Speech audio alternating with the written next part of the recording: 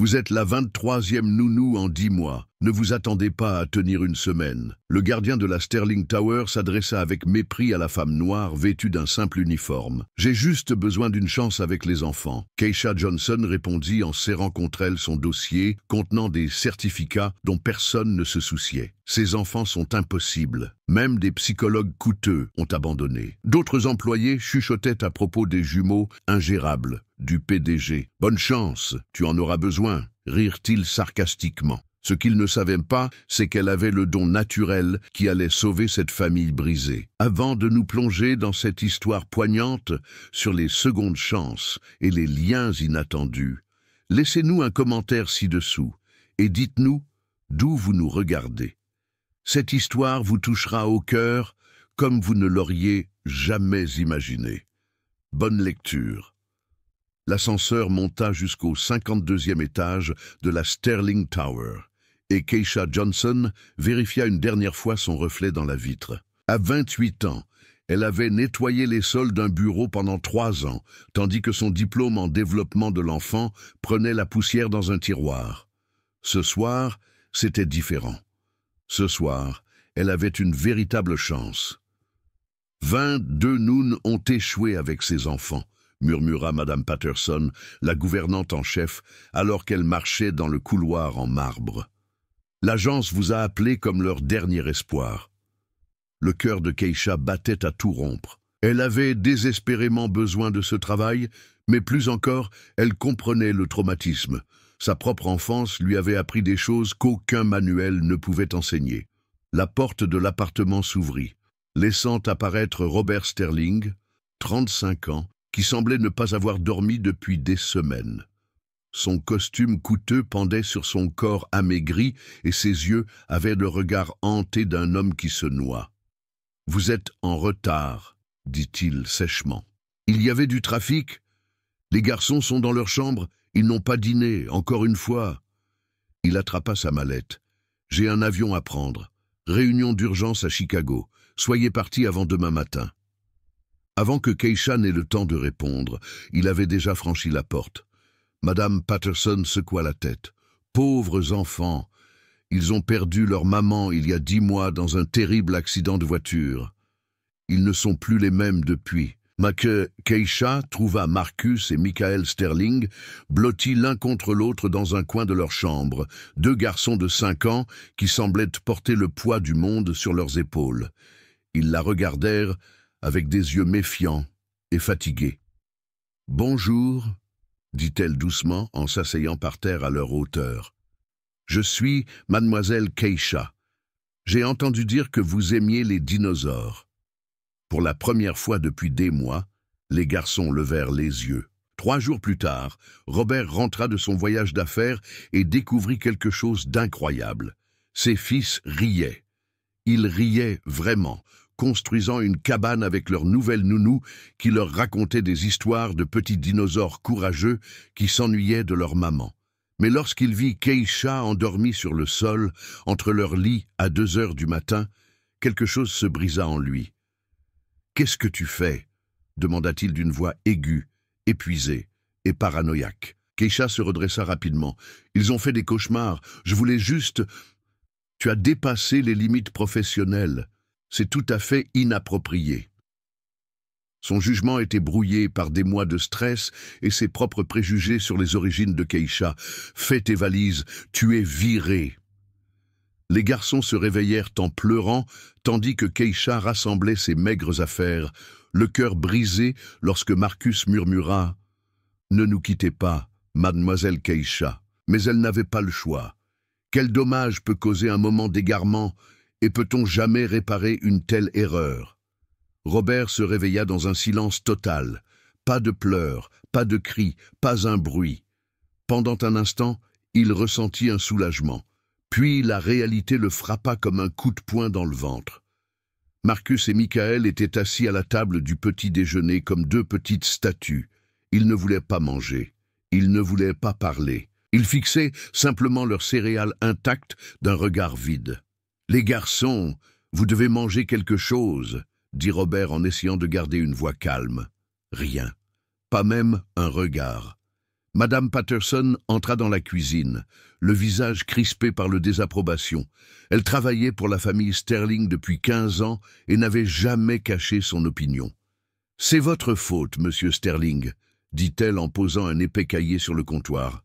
« Regardez ça. » Robert ouvrit le cahier. Page après page, il y avait des notes détaillées écrites de la main soignée de Keisha, des rapports quotidiens sur les progrès réalisés, des tableaux des repas, les habitudes de sommeil, les réactions émotionnelles, des observations professionnelles sur les besoins individuels de chaque garçon. Elle a tout noté, continua Madame Patterson, chaque progrès, chaque recul. Cette femme savait ce qu'elle faisait. Elle a un diplôme en développement de l'enfant, vous savez. Ce n'était pas une simple babysitter. Les mains de Robert tremblaient tandis qu'il lisait.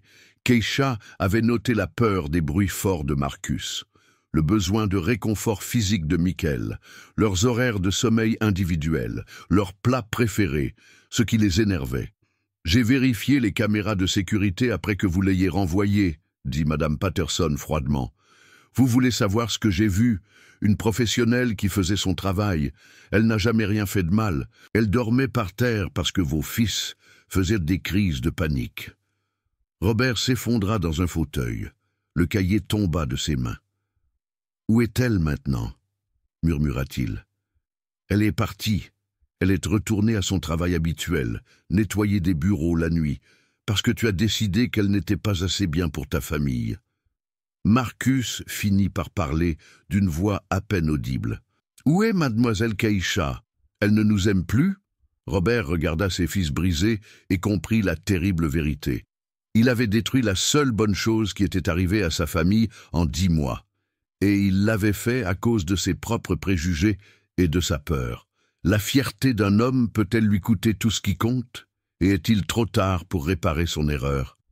Robert se tenait devant le petit immeuble du Bronx, sa voiture de luxe semblant déplacée dans cette rue calme. Il avait obtenu l'adresse de Keisha auprès de l'agence après 3 coups de fil et beaucoup de supplications. Ses mains étaient moites lorsqu'il frappa à la porte de l'appartement 4B. Keisha ouvrit la porte, toujours vêtue de son uniforme de femme de ménage. Elle écarquilla les yeux en le voyant, puis les plissa de colère. « Qu'est-ce que tu fais ici ?» demanda-t-elle. « Je dois te parler, s'il te plaît. Il n'y a rien à dire. Tu as pris ta décision. » Elle commença à fermer la porte, mais Robert la retint avec sa main. « Attends, j'ai eu tort, complètement tort. » Keisha le fixa longuement, puis recula. « Tu as 5 minutes. » Son appartement était petit mais propre et bien rangé. Des manuels de psychologie infantile étaient ouverts sur la table de la cuisine, à côté de son dîner. « Je prépare mon examen de certification avancée, » dit-elle en remarquant son regard. « Mais ça n'a aucune importance pour quelqu'un comme toi. » Robert fut envahi par la honte. « Keisha, j'ai commis une terrible erreur. Je t'ai vu dormir par terre et j'ai paniqué. J'ai pensé... » « Tu as pensé que j'étais inapproprié parce que je suis noire et pauvre, » dit-elle d'un ton neutre. « Tu n'as pas vu une professionnelle qualifiée qui aide des enfants traumatisés. Tu as vu ce que tu t'attendais à voir. » Ces mots le frappèrent comme une gifle, parce qu'ils étaient vrais. « Madame Patterson m'a montré votre carnet, tes dossiers. J'ai regardé les caméras de sécurité. Tu n'as jamais rien fait de mal. Tu es la première personne à avoir aidé mes garçons en 10 mois. » Keisha croisa les bras. « Et maintenant, tu veux que je revienne? » « Oui, mais pas comme nounou, comme ce que tu es vraiment, une spécialiste du développement de l'enfant. » Elle rit, mais sans humour. « Bien sûr, jusqu'à ce que tu décides à nouveau que je n'ai pas ma place dans ton monde. » Le téléphone de Robert vibra. La voix de Madame Patterson était affolée. « Monsieur Sterling, vous devez rentrer immédiatement. Marcus ne mange ni ne boit rien depuis 2 jours. Je pense qu'il faut l'emmener à l'hôpital. » Keisha attrapa son manteau. « Allons-y. Parfois, les personnes que nous jugeons le plus sévèrement sont justement celles dont nous avons le plus besoin. Mais le pardon est-il possible lorsque la confiance a été brisée? » La chambre d'hôpital était silencieuse, à l'exception du bip régulier des machines. Marcus était allongé dans son lit, l'air petit et pâle. Il avait perdu du poids en seulement 4 jours depuis le départ de Keisha. Robert était assis dans un coin, la tête entre les mains. Le médecin avait été clair. Marcus était déshydraté et mal nourri. Pas par manque de nourriture, mais parce qu'il refusait de manger. Keisha s'approcha du lit et s'assit doucement. « Bonjour Marcus, c'est mademoiselle Keisha. » Le petit garçon ouvrit lentement les yeux. Lorsqu'il la vit, des larmes coulèrent sur ses joues. « Je croyais que tu étais parti pour toujours, » murmura-t-il.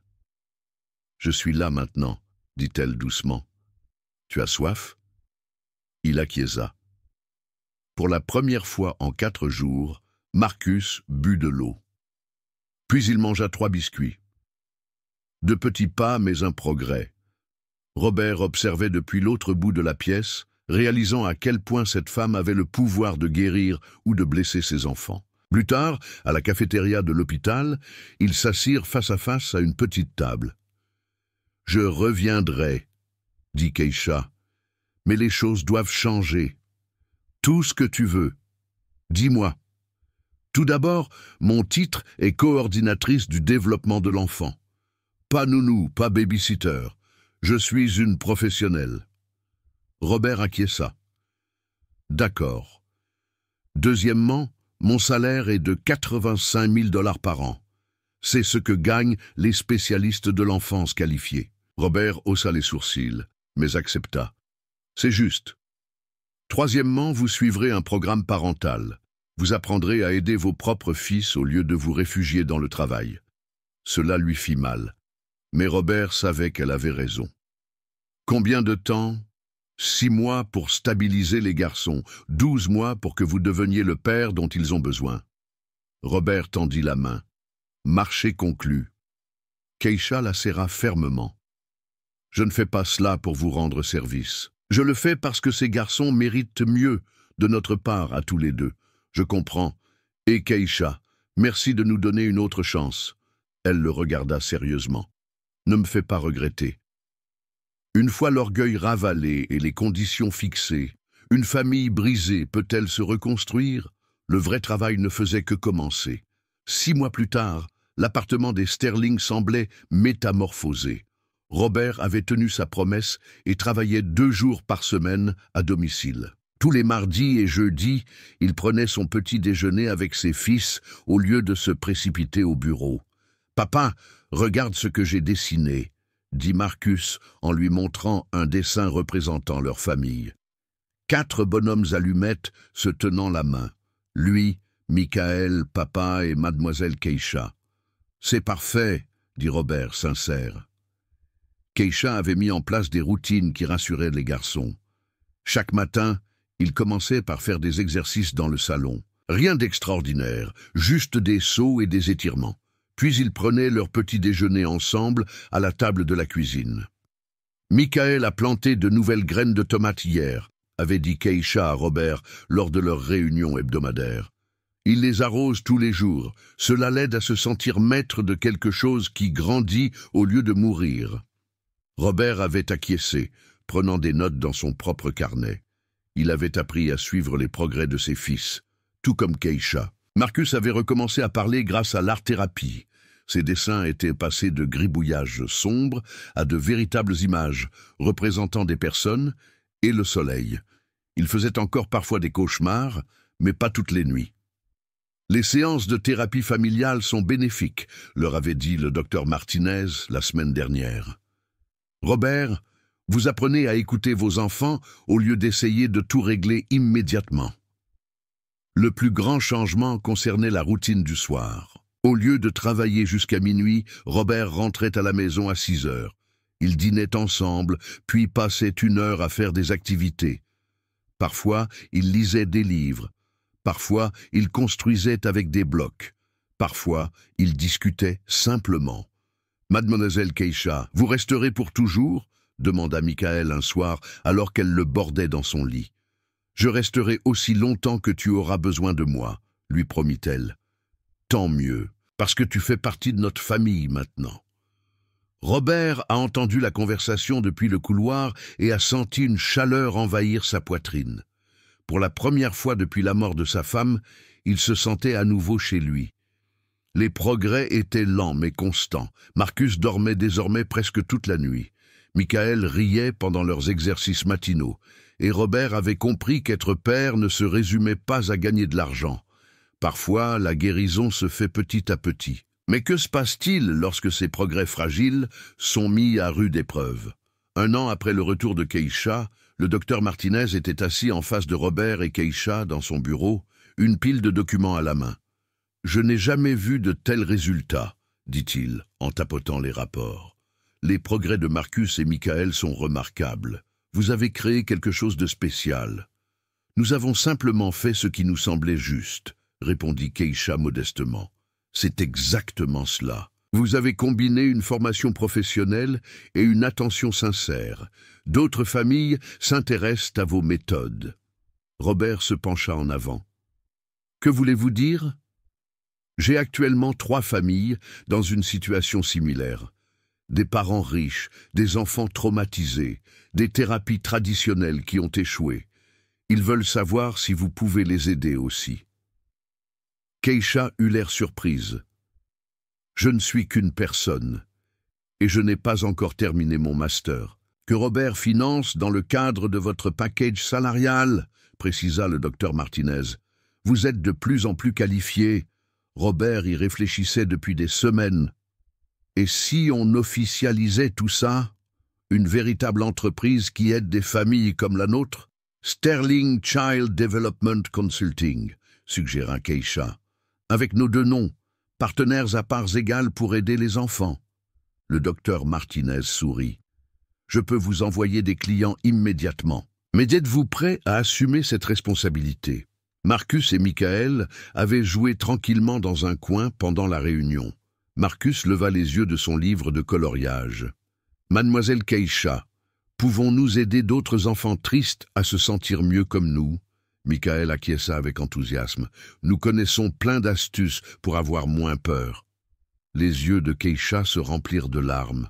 Vous voulez aider d'autres enfants? Oui, on peut leur montrer notre jardin et leur apprendre nos exercices du matin, dit Michael.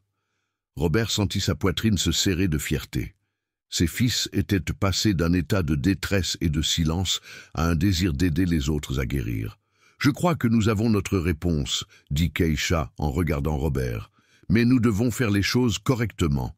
Des contrats professionnels, une formation adéquate, des résultats mesurables. »« Absolument, » acquiesça Robert. « Ce n'est pas du travail caritatif, c'est une entreprise légitime qui fournit des services spécialisés. » En 6 mois, Sterling Child Development avait une liste d'attente de 50 familles. Le programme pilote fonctionnait. Parfois, les plus grandes entreprises naissent des plus grandes souffrances personnelles. Mais le succès apporte de nouveaux défis auxquels personne ne s'attend. La salle de bal de l'hôtel Riverside était remplie des familles les plus riches de New York. Sterling Child Development était officiellement lancé. Et Robert n'avait pas lésiné sur les moyens pour l'événement. Keisha se tenait à la tribune dans une robe bleu marine professionnelle, s'adressant à la foule de clients potentiels. Elle était bien loin de la femme qui nettoyait les bureaux la nuit. Notre programme combine des techniques thérapeutiques éprouvées et un soutien familial personnalisé, expliqua-t-elle en faisant défiler les diapositives présentant leur taux de réussite.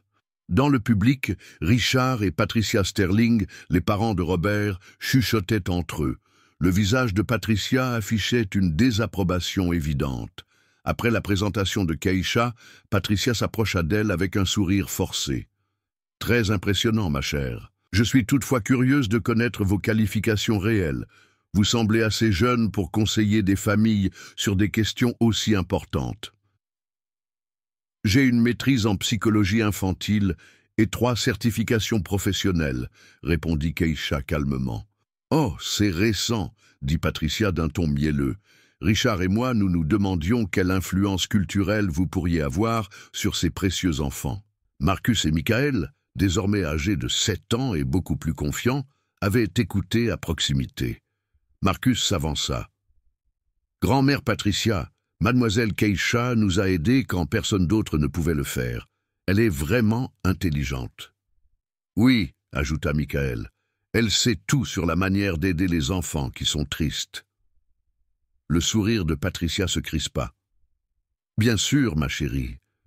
Je suis sûr qu'elle est très compétente. Plus tard, dans la soirée, alors que Keisha rangeait ses documents de présentation, une voix familière la fit se figer. « Regarde-toi maintenant, toute chic et pleine de succès. » Elle se retourna et vit Jérôme Williams, son ex-petit ami d'il y a 3 ans. Il n'avait pas changé, beau, charmant et complètement irresponsable. « Jérôme, qu'est-ce que tu fais ici ? J'ai entendu parler de ton succès. Je me suis dit que tu pourrais peut-être aider un vieil ami. J'ai quelques idées commerciales qui pourraient bénéficier de tes nouvelles relations. » Robert apparut à côté de Keisha. « Il y a un problème ?» Jérôme jaugea le costume coûteux et l'attitude protectrice de Robert. « Pas de problème. Je prenais juste des nouvelles de ma copine Keisha. »« Je ne suis pas ta copine, » dit Keisha fermement. « Ça fait 3 ans que ce n'est plus le cas. Tout ce que tu as aujourd'hui, tu le dois à la chance. N'oublie pas d'où tu viens, » dit Jérôme avant de s'éloigner. Robert regarda les mains de Keisha trembler légèrement. « Ça va ? Je vais bien. J'en ai juste marre que les gens pensent que je ne mérite pas ce que j'ai gagné. Le succès attire des ennemis inattendus. Mais quelles attaques sont les plus douloureuses, celles des étrangers ou celles de la famille ? » 2 ans après avoir lancé son entreprise, le pire cauchemar de Robert se concrétisa sous la forme de documents juridiques. Harold et Eleanor Whitman, les parents de sa défunte épouse, intentaient un procès pour obtenir la garde de Marcus et Michael. « Psychologie expérimentale dangereuse », lut Robert à haute voix dans les documents judiciaires. « Des praticiens non qualifiés. Une exposition dangereuse à des méthodes non testées. » Keisha était assise en face de lui à la table de la cuisine, le visage pâle. « Ils ont engagé le docteur Elizabeth Hartwell de Harvard. Elle exerce depuis 30 ans. Que dit-elle de notre programme ? Que je joue avec l'esprit des enfants en utilisant des méthodes qui n'ont pas été correctement étudiées. Elle se demande si quelqu'un avec mon parcours peut être digne de confiance pour s'occuper des enfants de familles riches. » Les attaques venaient de toutes parts. Les magazines économiques publiaient des articles intitulés « Quand l'espoir devient un engouement », la controverse Sterling Development. Les journalistes de télévision interviewaient des parents qui avaient retiré leurs enfants du programme sous la pression de leurs médecins traitants. Madame Sterling Johnson ne possède pas les qualifications traditionnelles que nous attendons, déclara le docteur Hartwell à Channel 7 News. Ces familles méritent d'être traitées par des professionnels reconnus, ayant des dizaines d'années d'expérience. Robert voyait Keisha devenir chaque jour plus silencieuse. Elle vérifiait 2 fois chaque décision, remettait en question chaque méthode, doutait de chaque succès. « Peut-être qu'ils ont raison », a-t-elle déclaré un soir après qu'une autre famille ait résilié son contrat. « Peut-être que je ne suis pas assez qualifié pour assumer une telle responsabilité. »« Ce n'est pas vrai, » a répondu Robert avec fermeté. « Regarde Marcus et Michael. Regarde les autres familles que nous avons aidées. Mais si je me trompe, et si je leur fais du mal ?» Le point de rupture survint lorsque Marcus entendit d'autres enfants à l'école parler de sa fausse maman, qui n'était pas une vraie docteure. Il rentra à la maison en pleurant. « Mademoiselle Keisha, vous n'êtes pas assez intelligente pour nous aider ?» demanda-t-il innocemment. Keisha courut dans sa chambre et n'en sortit pas pendant des heures. Robert la trouva en train de faire sa valise. « Je n'en peux plus, » dit-elle. « Les garçons seraient peut-être mieux avec leurs vrais grands-parents et une thérapie traditionnelle. Tu abandonnes, après tout ce que nous avons construit. Je les protège, et je te protège aussi. Ce procès pourrait détruire ta réputation. » Robert ferma sa valise. « Nous nous battrons, ensemble, parce que ce que nous faisons fonctionne, et nous en avons la preuve. Quand le monde remet en question tout ce que vous avez construit, restez-vous et vous battez-vous, ou partez-vous. Parfois, les batailles les plus difficiles sont celles qui se livrent près de chez soi. » La salle d'audience était bondée. 2 ans et demi de travail se résumaient à cet instant. La juge Patricia Williams était assise derrière son bureau. étudiant les dossiers qui allaient déterminer l'avenir de Marcus et Michael.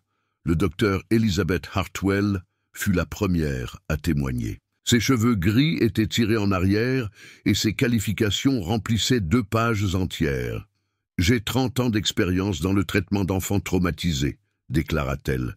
« Les méthodes utilisées par Madame Johnson sont au mieux expérimentales, au pire dangereuses. Ces enfants ont besoin d'une thérapie traditionnelle qui a fait ses preuves, pas de nouvelles approches à la mode. » L'avocat des Whitman acquiesça. « Docteur, selon votre avis professionnel, ces enfants devraient-ils rester dans leur situation actuelle? » Absolument pas. Ils ont besoin de stabilité et de protocoles de traitement établis. Lorsque Keisha prit la parole, ses mains tremblaient légèrement, mais sa voix était ferme. Marcus et Michael faisaient des cauchemars toutes les nuits lorsque j'ai commencé à travailler avec eux. Ils ne mangeaient pas, ne parlaient pas, ne communiquaient pas avec les autres enfants. Aujourd'hui, ils dorment paisiblement. Ils ont des amis à l'école. Ils rient tous les jours.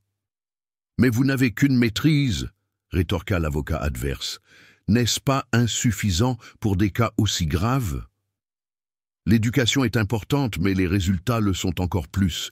J'ai documenté chaque séance, chaque progrès, chaque revers.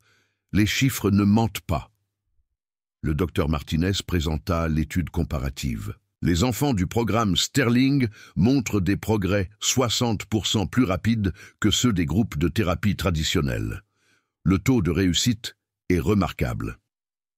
Marcus et Michael entrèrent alors dans la salle d'audience. À 7 ans, ils semblaient petits mais confiants. Le juge Williams leur parla gentiment. « Les garçons, pouvez-vous me dire comment vous vous sentez à la maison ?»« En sécurité », répondit Marcus clairement. « Mademoiselle Keisha nous a appris à être courageux quand nous avons peur. Et papa a appris à nous aider aussi, » ajouta Michael. « Nous sommes une famille maintenant. »« Voulez-vous vivre avec vos autres grands-parents » demanda le juge. Les 2 garçons secouèrent la tête. « Nous voulons rester à la maison, » répondit Marcus, « avec mademoiselle Keisha et papa. » Robert témoigna en dernier. « Votre honneur, j'ai été un père épouvantable après la mort de ma femme. Je travaillais tout le temps et j'ignorais la douleur de mes fils. Keisha n'a pas seulement guéri mes enfants, elle m'a appris à être le père dont ils avaient besoin. » La juge Williams a étudié ces documents pendant ce qui a semblé être des heures. Ce tribunal doit choisir entre des références traditionnelles et des résultats prouvés, entre ce qui semble juste sur le papier et ce qui fonctionne dans la vie réelle. Quand tout est en jeu, la vérité peut-elle l'emporter sur les préjugés? Parfois, la justice prend un visage inattendu. La juge Williams s'est éclairci la gorge et a regardé Marcus et Michael droit dans les yeux. Après avoir examiné toutes les preuves, les témoignages et les avis d'experts, cette cour estime que l'intérêt supérieur de ces enfants est de rester dans leur foyer actuel avec leur père et Madame Johnson. La salle d'audience explosa. Robert saisit la main de Keisha tandis que les larmes coulaient sur son visage. Marcus et Michael coururent les embrasser tous les 2. De plus, poursuivit le juge, cette affaire établit un précédent important. La compétence professionnelle doit être mesurée à l'aune des résultats, et non pas uniquement à l'aune des diplômes traditionnels. Ces enfants s'épanouissent sous la garde de Madame Johnson. À l'extérieur du tribunal, les journalistes les ont entourés. « Dame Johnson, quel effet cela fait-il d'avoir gagné contre une opposition aussi bien établie ?»« Il ne s'agissait pas de gagner, » a répondu Keisha. Il s'agissait de prouver que les bons soins viennent autant du cœur que des manuels scolaires. 3 mois plus tard, tout a changé. La Conférence nationale de psychologie infantile a invité Keisha à présenter ses recherches. Les grandes chaînes d'information ont présenté leur histoire comme un exemple d'innovation dans le domaine des soins de santé mentale. Sterling Child Development a remporté le contrat de l'État pour la formation des familles d'accueil, a annoncé Robert lors de la réunion du personnel. Nous nous développons pour aider des centaines d'enfants. L'Université Columbia a offert à Keisha une bourse complète pour son programme de doctorat. La lettre est arrivée le jour même où Robert lui a proposé de devenir associé à hauteur de 20% dans l'entreprise. « Tu le mérites », lui a-t-il dit en lui tendant les documents du partenariat. « Tu as autant contribué à cette réussite que moi. » Marcus et Michael lui ont dessiné un certificat sur lequel ils ont écrit « meilleur psychologue du monde » et ont ajouté des fleurs au crayon de couleur sur les bords. Ils le lui ont remis avec un air sérieux pendant le dîner. « C'est notre plus grande récompense », a déclaré Michael, « parce que nous t'avons choisi en premier, avant que personne ne sache à quel point tu es formidable », a ajouté Marcus. Le téléphone sonnait sans arrêt. Des familles d'autres États demandaient de l'aide. Des universités demandaient des données de recherche. Des maisons d'édition voulaient écrire des livres. « Le magazine Time veut nous interviewer », dit Robert en agitant une lettre. Elles font un reportage sur les traitements révolutionnaires pour les traumatismes infantiles. Keisha regarda autour d'elle dans la salle de conférence où se trouvait leur équipe de 12 thérapeutes qualifiés. Il y a 2 ans, elle nettoyait des bureaux. Aujourd'hui, elle était en train de changer la façon dont l'Amérique traitait les enfants traumatisés. « Parfois, j'ai du mal à y croire », avouait-elle. Robert sourit. « Crois-y, tu l'as mérité. Quand le monde reconnaît enfin ta valeur, la victoire est 2 fois plus douce. Mais le succès apporte son lot de nouveaux défis auxquels personne ne s'attend. » 3 ans et demi après sa victoire au tribunal, Sterling Child Development était confronté à son cas le plus difficile. Zara Williams avait 9 ans et avait survécu à 3 foyers d'accueil avant que les services sociaux ne la confient à Sterling Child Development. Elle ne fait confiance à aucun adulte, expliqua l'assistante sociale. Elle a été gravement négligée de sa naissance à l'âge de 6 ans. Elle souffre de terreurs nocturnes, de crises de panique et refuse de parler au thérapeute. Keisha étudia le dossier de Zara et sentit son estomac se nouer. Les détails lui étaient douloureusement familiers. La faim, la peur, des adultes qui disparaissaient sans prévenir. Ses propres souvenirs d'enfance refirent surface. « Je vais m'occuper personnellement de son dossier », a déclaré Keisha. Mais travailler avec Zara s'est avéré plus difficile que prévu. Pour la première fois depuis qu'elle avait réussi, Keisha avait du mal à garder une distance professionnelle. Chaque séance lui rappelait des souvenirs traumatisants qu'elle pensait avoir surmontés. « Je n'arrive pas à établir un lien avec elle », a admis Keisha à Robert après une semaine particulièrement difficile. « Elle me rappelle trop moi-même à cet âge. » Robert regarda ses fils, désormais âgés de 8 ans, préparer un colis de bienvenue pour Zara, des dessins, une peluche et un mot disant « Tu es en sécurité ici ». « C'est peut-être justement pour cela que tu es la personne idéale pour l'aider, » dit-il. « Les garçons ont préparé ça pour la nouvelle », annonça Marcus en brandissant le sac cadeau. « Nous nous souvenons aussi avoir eu peur. Nous voulons qu'elle sache que mademoiselle Keisha est très douée pour réconforter les enfants tristes, » a ajouté Michael. Keisha a compris qu'ils avaient raison. Son passé douloureux n'était pas une faiblesse, mais sa plus grande force pour aider des enfants comme Zara. Mais la pression liée à son succès public commençait à lui peser. Chacune de ses décisions était scrutée, chacune de ses méthodes remise en question. Elle se surprenait à remettre en cause des approches qui avaient fait leur preuve depuis des années. « J'ai parfois l'impression d'être une imposteur », avoua-t-elle lors d'une séance de thérapie. « Tout le monde pense que j'ai toutes les réponses, mais j'essaie encore de comprendre certaines choses. » « C'est normal, » répondit son thérapeute. « Même les experts ont des doutes. » Robert remarqua le stress de Keisha et lui fit une suggestion inattendue. « Fais une pause dans les nouveaux cas. Concentre-toi sur Zara et sur toi-même. Le travail peut attendre. Nous avons une liste d'attente de 50 familles. Elles seront toujours là quand tu seras prête. Tu ne peux pas aider les autres si tu ne t'aides pas toi-même d'abord. Parfois, ceux qui aident ont aussi besoin d'aide. Mais admettre sa faiblesse alors que tout le monde attend de vous que vous soyez fort demande un courage immense. » 4 ans après la victoire au tribunal, le téléphone de Keisha sonna. C'était un numéro qu'elle n'avait pas vu depuis 12 ans. « Keisha, c'est ton père, Thomas Johnson. » Ses mains tremblaient tandis qu'elle tenait le téléphone. « Que veux-tu? Je suis sobre maintenant. Ça fait 4 ans que j'ai arrêté. Je travaille comme conseiller dans un centre de désintoxication. J'ai entendu parler de ta réussite et je suis fier de toi. Tu es parti quand j'avais 16 ans, dit-elle froidement. Tu n'as pas le droit d'être fier maintenant. Je sais. J'étais malade à l'époque. La dépendance a fait de moi un père horrible. Mais j'ai changé. Keisha raccrocha, mais Thomas n'abandonna pas. Il lui envoya des lettres dans lesquelles il lui expliquait son rétablissement, son travail auprès d'autres toxicomanes, et ses regrets de l'avoir abandonné. 2 semaines plus tard, il se présenta au bureau de Sterling Child Development. « Je ne te demande pas de pardon, dit-il. Je te demande une chance de t'aider. J'ai entendu parler de la petite fille, Zara. Son dossier mentionne des problèmes de toxicomanie dans sa famille d'origine. Je comprends ce monde. » Keisha fixa l'homme qui lui avait brisé le cœur tant d'années auparavant. Il semblait plus âgé, plus calme, véritablement changé. « Une séance, dit-elle finalement.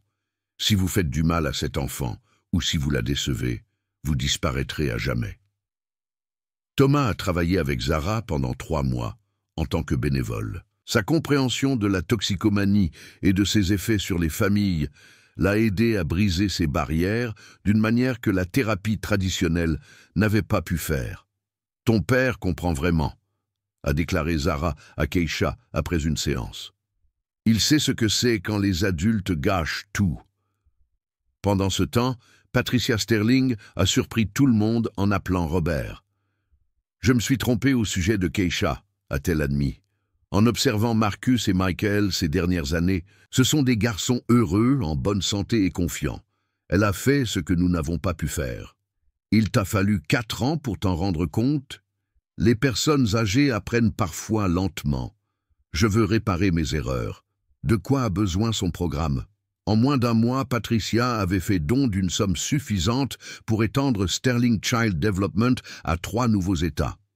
Elle a également insisté pour présenter ses excuses à Keisha en personne. « Je t'ai jugé injustement », lui a-t-elle dit lors de leur rencontre privée. « Tu as sauvé mes petits-fils et je t'ai traité de manière horrible. »« Les gens peuvent changer », a répondu Keisha en pensant à son père. « J'apprends que pardonner, c'est plus pour me guérir moi-même que pour excuser les autres. » Même Jérôme est apparu une dernière fois, sincèrement désolé, et sans rien demander. « J'étais jaloux de ton succès, » a-t-il admis. « Tu méritais mieux de ma part. Parfois, les personnes qui nous font le plus de mal peuvent contribuer à notre guérison. Mais le pardon est un choix, pas une obligation. » 4 ans et demi après leur victoire au tribunal, le docteur Elizabeth Hartwell a lancé sa vengeance. Elle ne pouvait accepter d'avoir perdu contre quelqu'un qu'elle considérait comme incompétente. Anomalie statistique dans la recherche sur le développement de Sterling, titrait le Journal of Child Psychology. L'article remettait en question toutes les études publiées par Keisha. « Les résultats sont trop beaux pour être vrais », a déclaré le Dr Hartwell aux journalistes. « Une véritable thérapie prend des années, pas des mois. Ces affirmations ne peuvent être reproduites par des professionnels qualifiés. D'autres attaques ont suivi. Le Conseil national de l'Ordre des psychologues a ouvert une enquête déontologique. 3 revues médicales ont publié des articles remettant en question les méthodes de recherche de Keisha. Les parents ont commencé à recevoir des appels de leurs médecins de famille, les mettant en garde contre des traitements expérimentaux. Madame Henderson a annulé aujourd'hui, a rapporté l'assistant de Robert. Son pédiatre lui a dit que notre programme n'était pas scientifiquement prouvé. Keisha était assise dans son bureau, fixant la pile de lettres de plainte. « Et s'ils ont raison? Et si je me suis trompé ?»« Ce n'est pas le cas, » a répondu Robert avec fermeté. « Mais nous devons le prouver sans l'ombre d'un doute. » Ils engagèrent des chercheurs indépendants pour examiner chaque cas, chaque méthode, chaque résultat. Le processus dura 6 mois et coûta 200 000 $. Marcus et Michael, désormais âgés de 10 ans, entendirent à nouveau les enfants de l'école parler de leur « fausse maman ». Mon père dit que ta famille fait juste semblant d'aider les gens, dit un garçon à Marcus pendant le déjeuner. Mademoiselle Keisha est la personne la plus intelligente que je connaisse, répondit Marcus. Elle a sauvé toute notre famille. Mais les attaques constantes épuisaient tout le monde. 3 membres du personnel ont démissionné. 12 familles ont quitté le programme. Keisha a commencé à avoir des crises de panique pour la première fois depuis des années. « Je devrais peut-être démissionner », a-t-elle dit à Robert un soir. « L'entreprise se porterait mieux sans moi comme cible. »« Tu ne démissionneras pas », a répondu Robert. « Nous allons nous battre avec des faits. » Les résultats de l'audit indépendant arrivèrent un vendredi après-midi. Robert ouvrit l'épaisse enveloppe avec des mains tremblantes. « Qu'est-ce que ça dit ?» demanda Keisha. Robert sourit pour la première fois depuis des mois. « Toutes les méthodes sont scientifiquement valables. Tous les résultats sont exacts. Toutes les affirmations sont étayées par des données. Ils n'ont trouvé aucun problème. Aucun. En fait, ils recommandent notre programme comme modèle à suivre pour les autres États. Mais le docteur Hartwell n'avait pas dit son dernier mot. Sa dernière attaque allait venir d'une direction tout à fait inattendue.